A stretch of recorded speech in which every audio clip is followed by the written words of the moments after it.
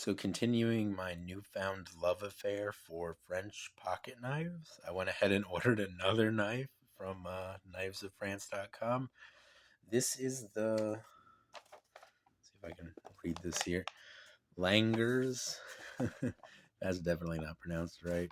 In black rhodoid, which is like a plastic, it seems like. Um, and this one's made by Les Sabot. The best I can pronounce that. But this is kind of the French version of a boy's knife, from what I understand, and it is a very small knife. You get I just almost stabbed myself there. You get a sheepsfoot blade here that has the clog on it there and the Les Sabot in France, and the rhodoid handles here, which my phone does not want to focus on because they are very shiny. But they are just some sort of synthetic plastic type material. The knife appears to be basically steel construction except for the brass pins and, of course, the handles, which are rhodoid or covers if you prefer.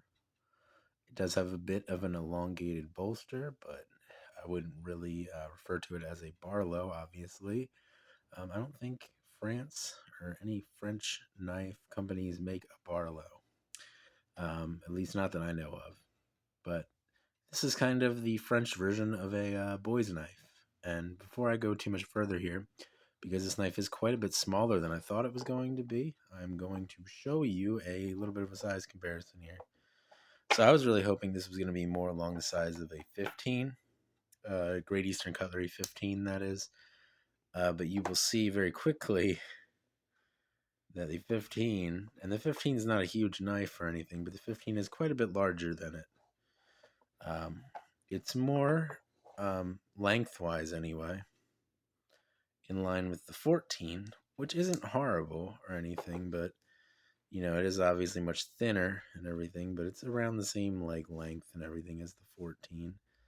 The handle is much thinner, which is kind of interesting, how thin the handle is. But it is rounded and everything, so it still does feel pretty good in your hand. You can only get about 3 fingers on it. And they're wrapped, I got big old fat fingers, so they're wrapped pretty tight around that. But like I said, this is kind of a French boy's knife. So typically, when comparing it to something like, this would be like a similar kind of thing. The 14 is a boy's knife frame, and so is the 15, although the 15 is a little bit more substantial than this or the 14. But generally speaking, made for somebody with smaller hands. And this is kind of like a knife that you would give your son or daughter, I suppose, if you had one and you wanted them to have a pocket knife. This would be a good option for that. This is just a nice little sheepsfoot pocket knife. No nail nick or anything. You just pinch it open. Of course, this is a French knife, so you have to be careful closing it because the tip of this here sheepsfoot blade rests right on the back spring. I did discuss this in a different video, but the reason that they do that, from what I understand from what the owner of Knives of France told me, which his name is Stefan, I think. If you can sharpen this blade to the point where there's basically no blade left. And unlike a American or like a German knife or something that has a kick, which is this part here, this kick interacts with the back spring and keeps the blade from hitting the back spring. Whereas on a French knife, the blade just rests on the back spring and doesn't have a kick. And that way you can sharpen this knife until there's basically no blade left, and the blade tip will never hang out above the handle, is kind of the idea, from what I understand anyway. But anyway, it's a cute little knife. Picked it up from Knives of France. The opening action on it's pretty good. If you listen to the snap, it does snap open pretty good. And it's just a cute little knife. I thought it looked interesting on the site. It is a little bit smaller than I thought it was going to be. I was hoping it was going to be 15-ish sized. It's a little smaller than that, but not the end of the world or anything. It's a cute little knife. I'm sure that I can find a use for it. Maybe if I'm doing something where I'm not going to need a knife as much. If I'm going out to dinner or something, maybe something like this might be better for that kind of situation, perhaps. Or like a backup to a modern folder, or maybe I'll just carry it for a little bit and see how it goes with a little bit smaller pocket knife. I don't know how the Rhodoid's going to hold up because I don't have any experience with it, obviously. It's like a French Delrin, is what I'm going to call it. I don't know if that's true or not, but that's kind of what it reminds me of. So, yeah, if I'm wrong on that, obviously correct me and everything. But yeah, got this over at Knives France. As far as I know, the coupon code Bakery Wizard still works for 10% off your order when you spend $50 or more. This knife is $48, so you can't use it for this knife, but he does have some other neat French knives over there to look at. But yeah, pretty neat little knife. That's a good example of a boy's knife from somewhere else around the world, and it is a little bit of an interesting pattern here. Um, Particularly interested with how thin the handle is, um, and it's just very interesting to me that it's so thin and somehow yet still feels pretty good to hold. Now I wouldn't really want to be working hard with this all day.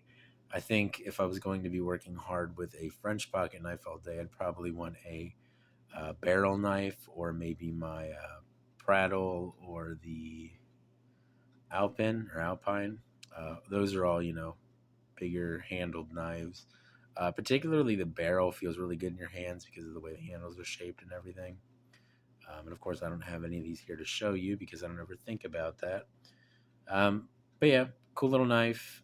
Um, find it over at Knives of France, along with a bunch of other neat French knives. If you want to check out a French knife, um, I've been having fun doing this because they are available. They are fairly affordable, and they're pretty well made.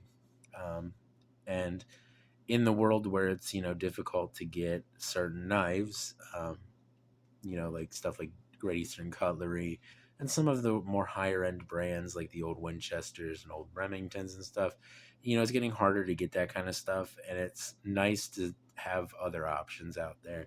And I think that these French traditional folding knives are a really good option for somebody who wants to try something new but doesn't want to spend a whole lot of money. And I really do like these French knives.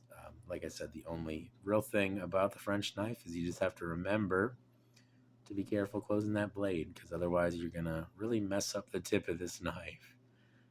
But anyway, it's about all I've got to talk about with the um, French boy's knife here. Where did I put that paper? Oh, it's over here. The Langres, not pronounced right at all, I'm sure. Boy's knife here. Cool little knife. I think it's pretty neat for less than $50. And I believe these knives are still made the way that they were 100 plus years ago in France. So you get kind of a piece of history, and you get a neat little knife. So I've been having fun with the French pocket knives. If you guys aren't, I'm sorry I'm doing so many videos on them, but I've been enjoying them. I carried the Alpin for like a week because I was enjoying it so much. I don't know if I'm going to carry this one much because of how small it is, but it certainly does have its use. And it certainly is a neat little knife, and it certainly does appear to be well made. But anyway, it's going to be it for this video. I will see you guys in the next one, and I hope you have a good day.